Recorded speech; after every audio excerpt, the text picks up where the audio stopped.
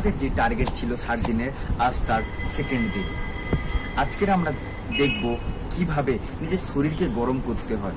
আমরা সব সময় সব কিছু করার আগে, দৌড়ানোর যাওয়ার আগে বা সুইমিং করার আগে সব সময় আমরা নিজের শরীরকে গরম করি, নিজের হাতকে নিজে এক্সারসাইজ করে নিই। এখানেও তেমন একই জিনিস, প্রথমে এক্সারসাইজ করে নিতে হবে। কারণ তোমরা যখন ঘুম থেকে উঠে আসবে তখন ডাইরেক্ট যদি তুমি করো, তোমার নিজের ঘাড়ে বা হাতে, পায়ে, কোমরে লাগতে পারে এবং সেটা সারা জীবনও চলে যেতে পারে ওটা সারতে। তাই ওই কারণে আজকের আমরা কিছু শরীরকে কিভাবে গরম করব বা কিভাবে নিজের হাত, পা, ঘাড় কিভাবে নিজের স্ট্রেস করব বা কিভাবে আমরা ভালোভাবে মুভমেন্ট করতে পারবো যাতে আমাদের কখনো না লেগে যায়। এটা সবসময় মনে রাখবে। এটা সবসময় যতগুলো ভিডিও দেখাবো তার আগে এটা আধ ঘন্টা হলেও একবার করে নেবে।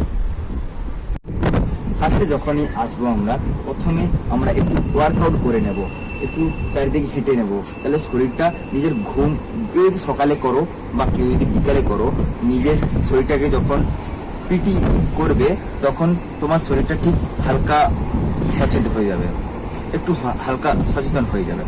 তারপরে আমরা করব নিজের হাতকে এইভাবে প্রেস করে একটু চেপে নিজের হাতকে জাস্ট উল্টো দিকে মুভমেন্ট করবেন, ঠিক আছে? তারপরে আমরা করব আবার অপোজিটে একই মতো, তারপরে আবার সামনে এবং দু সাইডে। এটা করার পর যাতে যখনই পাঞ্চ করবে এখানে লাগবে না। এবারে আসি সেকেন্ড হাতে, একই মতো ওটা করে নেবে।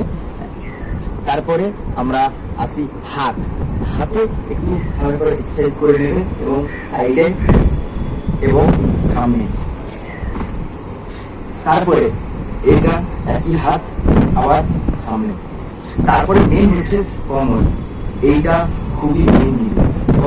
কোমরটাকে হালকা করে ধরবে, হালকা করে মুভমেন্ট করবে। তারপরে আবার পিছনে। তারপরে মেন হচ্ছে পায়ে মেন হচ্ছে আমরা যে সামনে যে অপোনেন্ট থাকে তাকে আমরা ফেসে মারার জন্য এইটা তোমাদেরকে শিখতে হবে। কারণ মুখ যখন থাকবে এই জায়গাটা যখন মারবে তার যেন লাগে, এইগুলো আমি সবই দেখাবো। তো এটা আস্তে নিজেকে একটু ঠিক করে নিতে হবে। পাটাকে কিভাবে করবে আমি যেমন করছি সেরকম তোমরা একটু করবে। আবার এবার আবার পিছনে, সামনে, এটা করে নিচের দিকে প্রেস করবে, এইটা নিচের দিকে প্রেস করবে আর এটা উপরে হালকা। তারপরে এই সাইডে আছে হালকা নিচে হাত এবং এই পাটা সোজা আর পিছনের পাটা একদম উপরে যাবে। তারপরে সেকেন্ড একই মতো একবার এইভাবে হবে আর একবার এই যে করলে এই হাতটা নিচে প্রেস করলে হালকা। তারপরে ঘাড়ে আমরা ঘাড়ে মুভমেন্ট এইভাবে সাইডে, তারপরে রাউন্ড অপোজিট। আর কিছু না, জাস্ট এটাই।